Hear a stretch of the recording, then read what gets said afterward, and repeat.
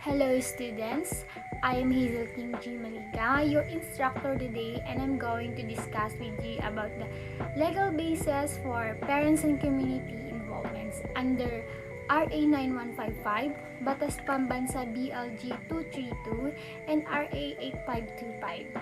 So let's start.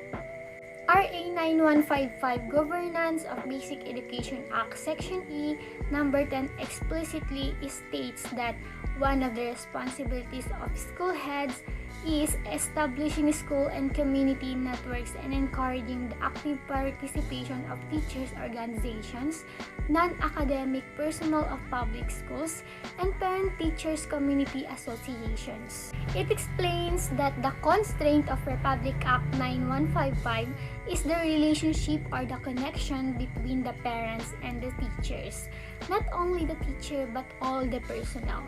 The responsibilities of the school head is make them involved in their participation in the organization.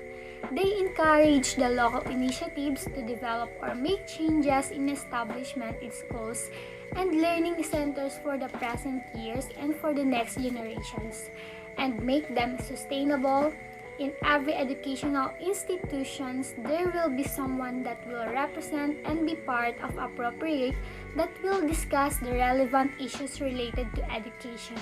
Under Section 3 of the same Act encourages local initiatives for the improvement of schools and learning centers and to provide the means by which improvements may be achieved and sustained. Next is under Batas Pambansa BLG 232, otherwise known as the Education Act of 1982, Section 7.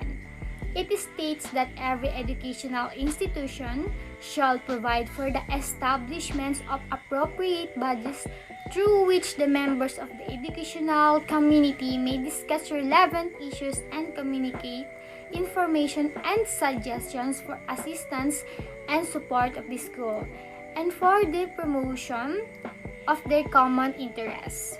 Representatives from each subgroup of the educational community shall sit and participate in these bodies, the rules and procedures of which must be approved by them and duly published. So I will just give you an example about this. In school, every time that we have an activity, the community will involve on that, and they always support what the school needed, like what I said on the previous slides. And the school cannot function without the community. And also, a school is integral part of it. Another law is under RA 8525, Adapt School Program Act, also provides for school community partnerships. It allows private entities to assist a public school, whether elementary, secondary, or tertiary, but not limited to the following areas like staff and faculty development for training and further educations, constructions of facilities, upgrading of existing facilities, provision of books, publications of other instructional materials, and modernizations of instructional technologies. It explains that private companies and others help the public schools to have the buildings, libraries, a city laboratory, and different kind of learning materials.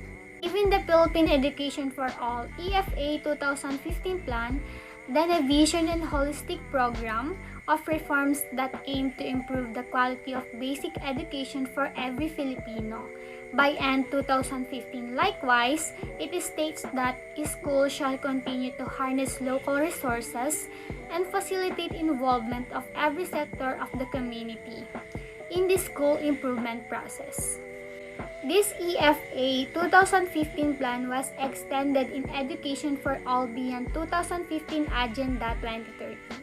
Agenda 2030 has 7 new educational targets from 2015 to 2030 that must involve education stakeholders, which in essence in school.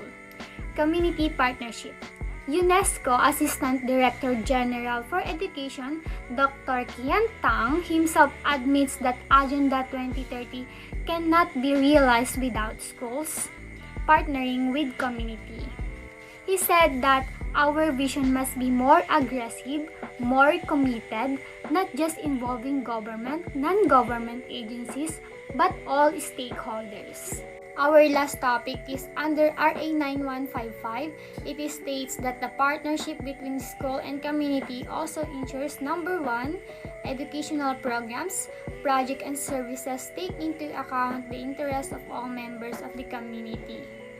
Number 2 is the schools and learning centers reflect the values of the community by allowing teachers or learning facilitators and other staff to have flexibility to serve the needs of all learners. And number 3, local initiatives for the improvement of schools and learning centers are encouraged, and the means by which these improvements may be achieved and sustained are provided. It only means that the school and community will function better when they support and work as a team. It is very important to have a good connection between the two so that they can build a relationship to each other and work as well. And that's for our topic today. And I hope you gained knowledge and you learned a lot about this topic because this is very important for future purposes. And I hope you enjoy listening my discussion.